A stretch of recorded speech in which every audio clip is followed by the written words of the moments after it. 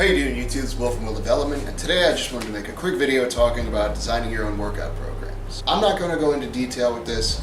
If you want more details on how to make your own training programs, there are much more qualified people than me to talk to, people that have a lot more experience than I do. These are just tips and tricks that I use when making programs for myself. As a certified personal trainer and somebody who makes his own programs all the time, depending on what he has to do, I can say the number one thing when designing a workout program, make one that you will stick with. What does that mean? Very simple. You don't want to go overboard. You don't want to go crazy with it. I've done it to myself, I know, and every athlete that's done it to themselves will tell you. Sometimes you go overboard. Oh, I'm going to do these 5 things, day 1, day 2, day 3, day 4, and then I have a 6-day split, and they've got all these different things, and they end up getting burned out after a week. And they planned on doing this week after week for months. You need to program adequate rest into your workouts and into your training programs. That's simple. Really it is.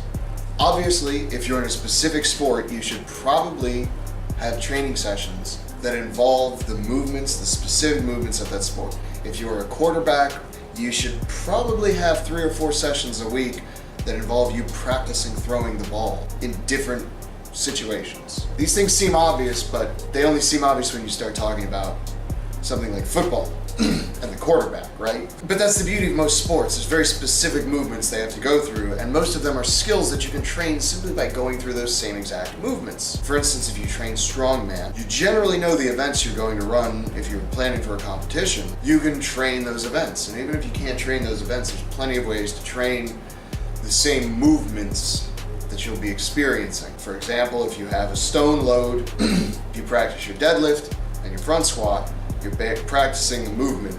Deadlift is breaking the stone from the floor, and then the front squat is having a weight on your chest and lifting up. It's the same movements. Trains the same muscles, basically. One of the other things I always try to do whenever I make a training program, regardless of if I'm actually training for a specific competition or just how I normally train, which is general weight loss / bodybuilding, I try to keep as functional as I can. I haven't done a good job of this in the past, and I'm moving more and more towards things of the Olympic weightlifting style, which I suck at, but I need to get better at. Another really good tip, target your weaknesses. One of the other things I always like to try to do is incorporate the 7 primal movements. Basically, once a week, I try to tax a particular movement, and that's good enough. Or if you have a 3-day split, you'll be hitting 2 and 2 and 2. And depending on your level of training and athleticism and what kind of athlete you really are, really will change how much you have to do. Reps, set schemes, those things change literally person to person, and from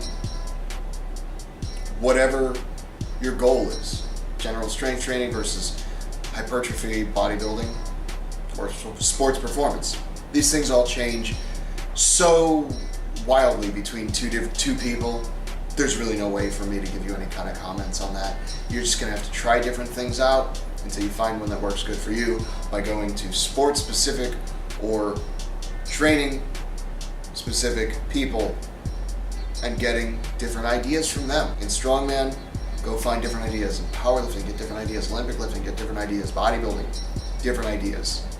Bodybuilding's a little tougher. Most of them are a little bit tougher actually, because most people in these sports are on drugs, so it's a little more challenging, but especially in bodybuilding. The kind of rep ranges some of these guys do, they're just not achievable at the same levels as these guys are at. I mean, same intensities and everything like these guys are at. And I know more about bodybuilding than any other sport. That's why I'm willing to say that. That's about it.